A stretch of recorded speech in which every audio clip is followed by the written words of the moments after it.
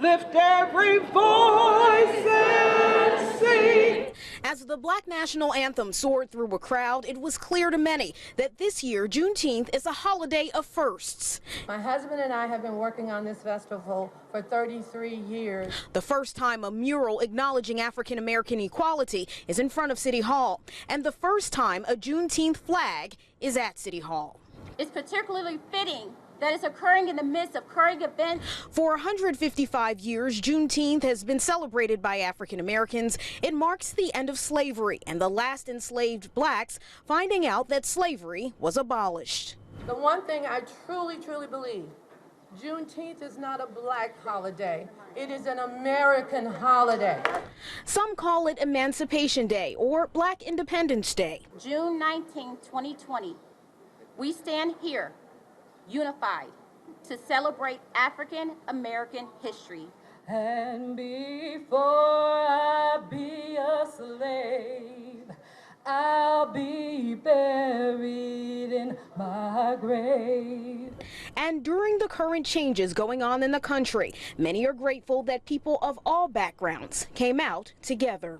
And go home to my Lord and be free. Two boys are missing their dad, Gannon III, named after his father, and Gianni, who's never met his father. Gianni was born a week after the funeral. You know, this is a child here who lost a good father. Shavonna Oglesby has never gone back to her house since her son's murder. Someone shot him through a window while Gannon was asleep. The house was full of teens. Gannon's sister was having a slumber party. They saw this with me. One of them held a towel up to the wound, and I see that he's been shot twice, you know, in his bed, and I went on to perform CPR on my child.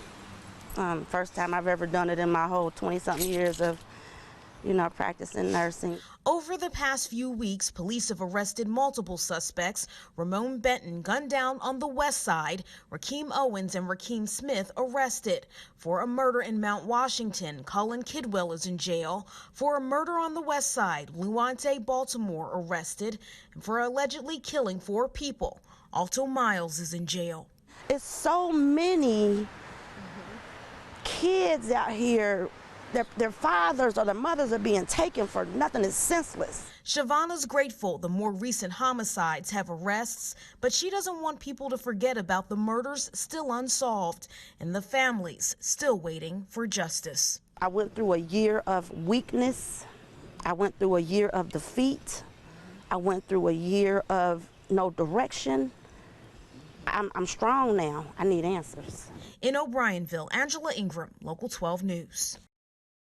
He's only 5 years old, but Caden Cummings is already a selfless kindergarten student.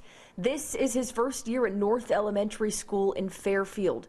Before he even walked in the door, he was thinking about his classmates. I was doing a lemonade stand to help kids get school supplies.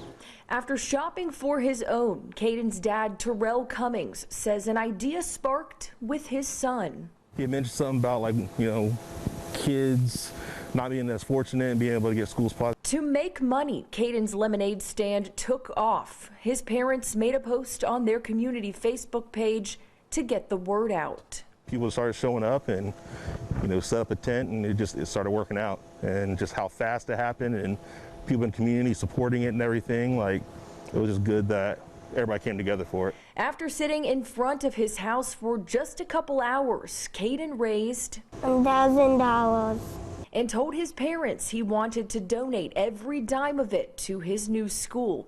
So his parents called Principal Denise Hayes. I thought that I was going to get a kindergarten check for $50 or $60, and our minds were blown when we received a check for $1,020. The young businessman's spirit to support his classmates is a trait his parents and principal are proud to say he already embodies. We teach our kids to care not only about themselves, but to care about each other, to care about our school, to care about their community as a whole. With a check in Principal Hayes' hands, she'll spend it wisely. We want to make sure that we spend it on something that is really unique and something that is really special, that we can remember Caden with. In Fairfield, Alexa Helwig, Local 12 News. On and off campus, about half of the people coming and going in groups are wearing masks. Mask wearing and social distancing are big concerns for the university as students are now back in school. Keeping in close circle, making sure they're following precautions, and if they're not, then we just don't hang out with them, trying to make the most of our experience that we can here. But not everyone is doing what Megan Heitzman and her roommate Allie Mitchell are. House parties are happening every weekend, and that's got UC telling students to cut it out or pay the price. If it gets bad enough, it will harm a lot of people. In an email sent to students, the university says if you're caught not following the COVID-19 safety guidelines, you will be placed on interim suspension. I feel like some people will definitely listen to that, at least, because that's like, no one wants to get suspended from school. Like, we're all trying to be at school, so hopefully people will listen to that so we can stay down here and, you know, things will get better so we can hang out with our friends and make new friends. If suspended, students are prohibited from completing courses, being physically present on campus, and participating in university activities, events, and student organizations. I'm not going out to house parties, but it still scares me because, like, I don't want to get kicked out of my, program because it is a rigorous program to get back into. So, even, hearing that, I don't know why people want to risk it. From August 17th through the 27th, UC reports 78 positive cases of COVID-19, 63 of those being students, 42 of them living off campus. Brad Underwood, Local 12 News. Students at Miami University will move forward with in-person and hybrid classes on September 21st. President Gregory Crawford has confidence the university and students can weather the pandemic together. This comes after many lengthy discussions with public health experts. Angel Schlotterback is a sophomore who's been living off campus while learning remotely. They're trying to balance all the data because obviously new stuff comes out every day. I think they're trying their best, and I support the decision. It's a decision that comes after more than 1,000 confirmed student cases.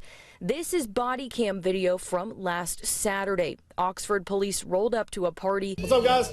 With more than 20 people inside the house. I've never seen this before. There's an input on the computer that you tested positive for COVID? Yes. When was this? This was a week ago. How many other people have COVID? They all did. These students decided to have people over anyway. I'm not really surprised that a bunch of 18 to 22-year-olds are out and about and the numbers are rising. Brianna Berg has mixed emotions about students moving back to campus, but she is ready to get back on a normal schedule. I didn't really think that we were going to go back to class, but I think I learned better in class, so I am excited to go back, but I guess we'll see how it goes. Typically, half of Miami's undergrad students live in dorms. Residence halls have been reduced to 60% capacity, so more students can live in single rooms. I hope people are aware of the impact that they have on other people. At Miami University, Alexa Helwig, Local 12 News. And brazing is it's almost like welding. Peggy Harris shows her grandchildren what their father did for a living. John Harris was a plumber like his mom and a welder. One of the last times she saw her son, they were in this room. My baby had this on his head. This is his welding hood. So it actually brought back a whole lot of memories because I keep this put up. And it was really difficult going through his things and bringing this back out. That was 13 years ago, and for 13 years, Peggy and these kids have waited for justice. The people who work side by side with John in his union, Local 392, are left with memories of the day he was murdered in Northside, June of 2007. I was on the phone with him all the way until he He walked into the house, and then I could hear the kids, "Daddy, daddy, daddy, daddy." So that's what sticks with me the most.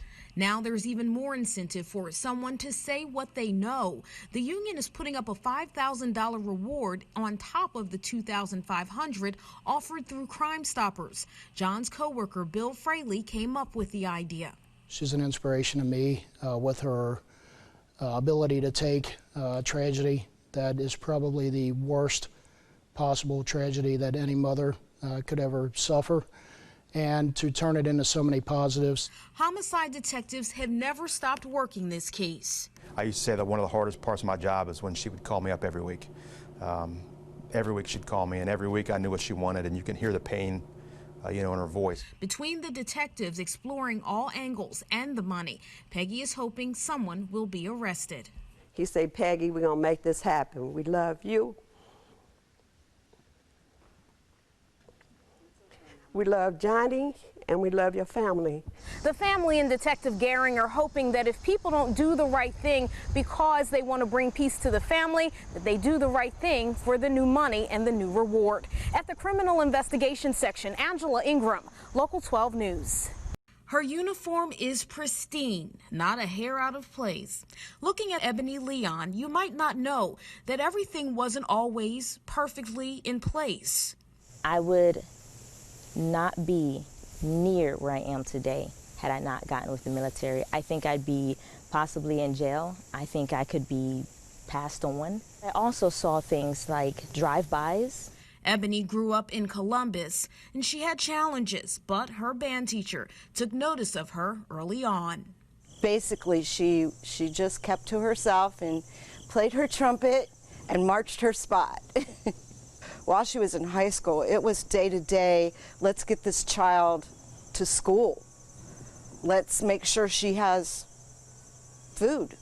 Over time, teacher and student became like mother and daughter. Now Ebony is a combat medic. She served the United States Army for 16 years, has 2 degrees, and is working on a 3rd. She called me and said, "Hey, Mom, I think I'm going to go in the Army." And I said, "Great, what are you going to do?" And she mapped it all out. She already had it figured out. The mission now is sharing Ebony's story to inspire young people and help them stay away from crime. The group is working on a documentary to share in schools, hopefully reaching students and teachers, especially in the inner city. And the military always gives you that. It always gives you, here's what we want you to do, here's how it's done, and here's a step-by-step. And all you have to have is the grit to get after that. And that's what the inner city communities always have, is people who have the grit to get after it. They're shooting in the greater Cincinnati area. Local resident Stephen Lee came up with the idea. With all the, tough news that we have today with COVID, and to have a story like this that's nothing but good. I mean, this is nothing but good. And she did it. And she did it because she had the opportunity, and she seized the opportunity. There are thousands of young Ebonies here in the tri-state, and all they need is to see that a person who is like them won and is encouraging them to do the same. A lot of times, I just believe they just got out of the situation they were in and had someone believe in them, that they would do so many wondrous things. In Hamilton County, Angela Ingram, Local 12 News.